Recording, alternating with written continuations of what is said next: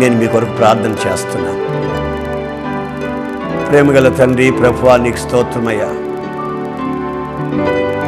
నీ వైపు కన్నులెత్తటం మాకు చేతగాక మనుషుల వైపు,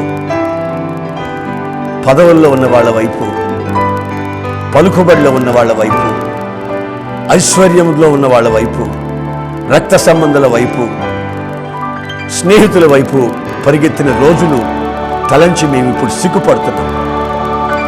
ఏ ఒక్కరూ మా దరిద్రత తీర్చలేరని, ఏ ఒక్కరూ మాకు ప్రశాంతత ప్రసాదించలేదని, ఏ ఒక్కరూ మా జీవితంలో నెమ్మదిని కలుగు చేయలేరని మేము గ్రహిస్తున్నాం తండ్రి.